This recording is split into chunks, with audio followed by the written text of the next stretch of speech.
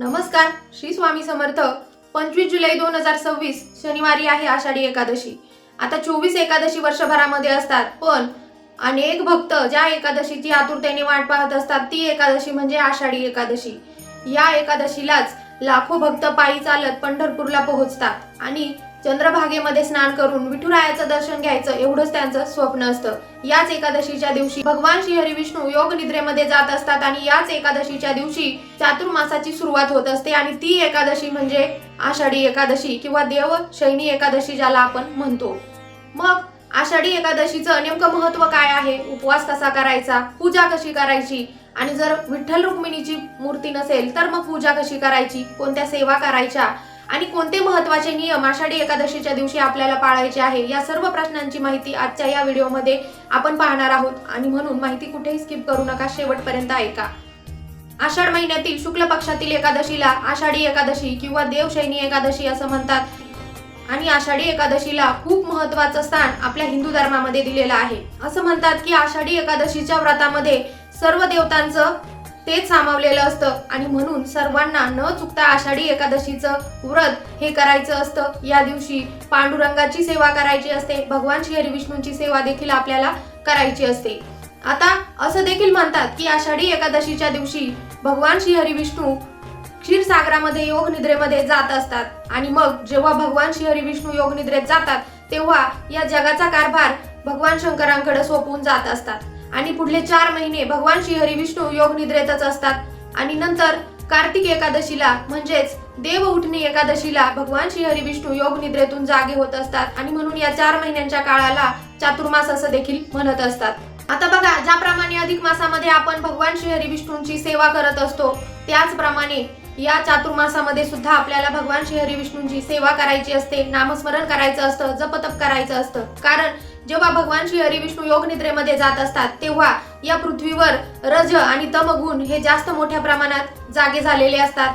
म्हणजेच आपल्या भाषेत सांगायचं झालं तर ज्या वाईट शक्ती असतात, नकारात्मक शक्ती असतात, त्यांचा प्रादुर्भाव या पृथ्वीवर जास्त प्रमाणात झालेला असतो आणि म्हणूनच या चातुर्मासामध्ये या वाईट शक्तींपासून आपलं रक्षण करण्यासाठी आपल्याला जास्तीत जास्त सेवा, नामस्मरण, जप, तप, दानधर्म करायचा असतो.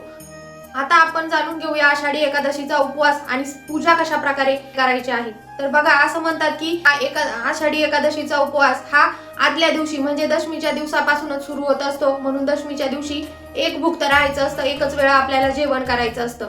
म्हणजे संध्याकाळी 5 वाजेनंतर काहीच खायचं नसतं. पण बघा, आपल्या यथाशक्ती किंवा आपल्या शरीराला जसं झेपेल त्याप्रमाणेच आपल्याला उपवास करायचा असतो. आता अनेक जण आषाढी एकादशीचा उपवास करत नाही किंवा कोणत्याही एकादशीचा उपवास करत नाही. आता शेवटी ज्याची त्याची श्रद्धा आहे आणि म्हणून तुम्हाला जसं झेपेल तसा उपवास करायचा आहे. सर्वात आधी एक गोष्ट लक्षात घ्या की आषाढी एकादशीचा उपवास हा आदल्या दिवशी म्हणजेच दशमीपासूनच सुरू होत असतो आणि म्हणून शक्य झालं तर दशमीच्या दिवशी एक भुक्त राहायचं आहे, एक वेळच जेवण करायचं आहे, संध्याकाळी 5 वाजेनंतर काहीही खायचं नाही. आता तुम्हाला शक्य झालं तर या नियमाचं तुम्ही पालन करायचं आहे. बघा, आता अनेक जण असं करतात की आषाढी एकादशी शनिवारी आहे, मग शुक्रवारच्या दिवशी मांसाहार करतात, पुरुष मंडळी मद्यपान करतात आणि दुसऱ्या दिवशी म्हणजेच शनिवारी आषाढी एकादशीचा उपवास करत असतात. अनेक ठिकाणी एकादशीच्या आदल्या दिवशी शुक्रवार आहे ना, मग आज मांसाहार करायचा आणि मग उद्या एकादशी आहे, उद्या आपण उपवास करू असं करत असतात. पण असं चुकूनही करायचं नाही. जर ही चूक आपण केली तर आपला आषाढी एकादशीचा जो उपवास आहे तो पूर्ण होणार नाही आणि म्हणून आदल्या दिवशी आपल्याला चुकूनही मद्यपान किंवा मांसाहार करायचा नाही. आता दुसऱ्या दिवशी सकाळी म्हणजेच आषाढी एकादशीच्या दिवशी सकाळी लवकर उठून आपल्याला आंघोळ करायची आहे, सूर्याला अर्घ्य द्यायचा आहे. आणि एक सर्वात महत्त्वाची गोष्ट म्हणजे अनेक ठिकाणी असं म्हणतात की एकादशीच्या दिवशी तुळशी मातेला पाणी अर्पण करायचं नाही किंवा तुळशीची पानं सुद्धा तोडायची नाही. आणि म्हणून जर तुमच्याकडे ही प्रथा असेल तर एकादशीच्या दिवशी चुकूनही तुळशीला पाणी अर्पण करू नका किंवा तुळशीची पानं तोडू नका. आता आषाढी एकादशीच्या दिवशी आपल्याला पूजेसाठी जी तुळशीची पानं किंवा मंजिरी लागणार आहे ती तुम्ही आदल्या दिवशी म्हणजेच दशमीला किंवा शुक्रवारीच तोडून घ्यायची आहे आणि व्यवस्थित ठेवायची आहे. आता आंघोळ झाल्यानंतर सूर्याला अर्घ्य द्यायचं आहे आणि आपली जी दररोजची देवपूजा आहे ती करून घ्यायची आहे. आपल्या देवघरासमोर जागा स्वच्छ करायची आहे. एक पाट किंवा चौरंग ठेवून त्यावर लाल पिवळ्या रंगाचं वस्त्र अंथरायचं आहे. आता सर्वात महत्त्वाचं म्हणजे जर तुमच्याकडे विठ्ठल रुक्मिणीची मूर्ती नसेल तर मग पूजा कशी करायची. तर बघा, आपल्या सर्वांच्याच देवघरामध्ये बाळकृष्णांची मूर्ती असते किंवा तुमच्याकडे भगवान श्री हरी विष्णूंची मूर्ती असेल, फोटो असेल ती मूर्ती किंवा फोटो तुम्ही पूजेमध्ये ठेवू शकतात. आता बसताना आसन घ्यायचं आहे आणि एका तामणामध्ये बाळकृष्णांची मूर्ती घ्यायची आहे किंवा विठ्ठलांची मूर्ती असेल तर ती मूर्ती ठेवायची आहे आणि अभिषेक करायचा आहे. आता अभिषेक तुम्ही पाण्यानं करू शकतात किंवा पंचामृतानं करू शकतात. आता अभिषेक जर साध्या पाण्यानं करणार असेल तर त्या पाण्यामध्ये आपल्याला एक तुळशीचं पान टाकायचं आहे आणि मग त्या पाण्याने अभिषेक करायचा आहे. अभिषेक करत असताना ओम नमो भगवते वासुदेवाय किंवा पांडुरंग पांडुरंग या मंत्राचा जप करायचा आहे आणि एक वेळा पुरुष सूक्ताचं पठण करून आपल्याला अभिषेक करायचा आहे. आता अभिषेक झाल्यानंतर मूर्ती स्वच्छ कपड्याने पुसून आपल्याला पाटावर किंवा चौरंगावर ठेवायची आहे. मूर्तीला चंदन लावायचं आहे, फुलं वाहायची आहे, शुद्ध गायीच्या तुपाचा दिवा आपल्याला लावायचा आहे आणि तेलाचा दिवा सुद्धा लावायचा आहे. धूपदीप ओवाळायचा आहे, पिवळ्या रंगाची फुले वाहायची आहे आणि नैवेद्य ठेवायचा आहे. आता नैवेद्यामध्ये तुम्ही केळी, सफरचंद, कोणतंही फळ किंवा साखर सुद्धा ठेवू शकतात. अशा प्रकारे आपल्याला एकादशीची अगदी साधे सोपेपणाने पूजा करायची आहे. आता एक सर्वात महत्त्वाची गोष्ट लक्षात घ्या. आषाढी एकादशीच्या दिवशी आपल्याला न चुकता भगवान श्री हरी विष्णूंना किंवा विठ्ठल रुक्मिणीला तुलसी अर्चन करायचं आहे. आता तुलसी अर्चन म्हणजे काय तर बघा, भगवान श्री हरी विष्णू आणि पांडुरंगांना तुळस ही अतिशय प्रिय आहे आणि म्हणून या दिवशी न चुकता तुळशीची पानं किंवा तुळशीची मंजिरी आपल्याला भगवान श्री हरी विष्णूंना किंवा पांडुरंगांना अर्पण करायची आहे. आणि शक्य झालं तर तुम्ही 21 पानं अर्पण करा, 51 पानं अर्पण करा, 108 पानं अर्पण करा आणि तुलसी अर्चन करत असताना म्हणजे तुळशीची पानं अर्पण करत असताना ओम नमो भगवते वासुदेवाय या मंत्राचा जप करा किंवा पांडुरंग पांडुरंग या मंत्राचा जप करत आपल्याला तुलसी अर्चन करायचं आहे. खूप सुंदर आणि प्रभावी सेवा आहे. इतर कोणत्याही सेवा या दिवशी जमल्या नाही, पण ही एक सेवा नक्की करायची आहे. आणि वेळ नसेल तर कमीत कमी 11 वेळा तुम्हाला तुलसी अर्चन करायचं आहे आणि ओम नमो भगवते वासुदेवाय मंत्राचा जप करायचा आहे. आता यानंतर आपल्याला आरती करायची आहे. आता आरती तुम्ही नारायणांची आरती घ्या, विठ्ठलांची आरती घ्या किंवा श्रीकृष्णांची आरती घ्या. तुम्हाला जी आरती येत असेल ती आरती श्रद्धेनं म्हणायची आहे. आणि यानंतर दिवसभरात आपल्याला जास्तीत जास्त नामस्मरण करायचं आहे. ओम नमो भगवते वासुदेवाय किंवा पांडुरंग पांडुरंग या मंत्रांचा नामजप आपल्याला करायचा आहे. जास्तीत जास्त जितका शक्य होईल तितका जास्त नामस्मरण या दिवशी आपल्याला करायचं आहे.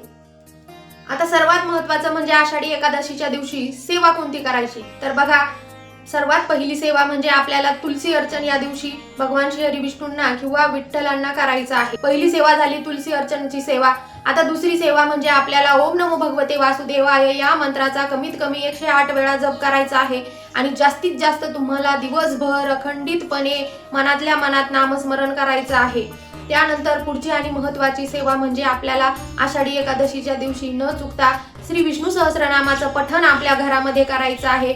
भगवान श्री हरी विष्णूंची अतिशय उच्च कोटीची सेवा आहे आणि म्हणून या दिवशी न चुकता श्री विष्णू सहस्रनामाचं पठण करा. त्याचबरोबर जर तुमच्याकडे संक्षिप्त श्रीमद भागवत ग्रंथ असेल तर या ग्रंथाचा एक पाठ आपल्याला करायचा आहे. म्हणजे संक्षिप्त श्रीमद भागवत हा संपूर्ण ग्रंथ आपल्याला आषाढी एकादशीच्या दिवशी दिवसभरात एकदा वाचायचा आहे. त्याचबरोबर आपल्याला भगवद्गीतेतील 15वा अध्याय वाचायचा आहे. त्याचबरोबर जमलं तर आषाढी एकादशीच्या दिवशी आपल्या घरामध्ये हरिपाठ म्हणायचा आहे आणि जास्तीत जास्त पांडुरंग पांडुरंग किंवा ओम नमो भगवते वासुदेवाय या मंत्राचा जप आपल्याला या दिवशी करायचा आहे. आणि सर्वात महत्त्वाचं म्हणजे आषाढी एकादशीच्या दिवशी आपल्या घरातील सर्व व्यक्तींनी उपवास करायचा आहे. आता तुमच्या शरीराला जसं झेपेल तसा उपवास करा. काही जण निर्जली उपवास करतात किंवा काही जण एकभुक्त राहून उपवास करतात, काही जण फलाहार करतात. तुम्हाला जसं जमेल तसा उपवास करा. आणि जर नाहीच शक्य झालं, तुम्हाला जर काही आरोग्याशी संबंधित प्रॉब्लेम असेल तर तुम्ही उपवास नाही केला तरी चालेल. फक्त पांडुरंगाचं नामस्मरण करा, भगवान श्री हरी विष्णूंचं नामस्मरण करा. कारण आषाढी एकादशीचा दिवस हा खूप पवित्र दिवस आहे. त्याचबरोबर आषाढी एकादशीच्या दिवशी आपल्याला कुणाशीही भांडायचं नाही, कुणाबद्दल आपल्या मनामध्ये वाईट विचार आणायचा नाही किंवा वादविवाद होतील, भांडणं होतील असं आपल्याला अजिबात वागायचं नाही. जास्तीत जास्त शांत राहून पांडुरंगाच्या सेवेमध्ये आपल्याला लीन व्हायचं आहे. आणि म्हणून आषाढी एकादशीचं व्रत न चुकता करायचं आहे, उपवास करायचा आहे. आणि दुसऱ्या दिवशी सकाळी म्हणजे द्वादशीला आपल्याला आषाढी एकादशीचा उपवास सोडायचा आहे. तर अशा प्रकारे आपल्याला आषाढी एकादशीची पूजा करायची आहे आणि या सेवा न चुकता करायच्या आहे. आता जर तुमच्याकडे विठ्ठल रुक्मिणीची मूर्ती असेल तर कमेंटमध्ये नक्की लिहून कळवा. माहिती जर आवडली असेल तर आपल्या मित्रपरिवारासोबत शेअर करा, लाईक करा आणि सर्वात महत्त्वाचं म्हणजे चॅनलला सबस्क्राईब करा. पुन्हा भेटू अशाच नवीन माहितीसोबत. तोपर्यंत धन्यवाद. श्री स्वामी समर्थ.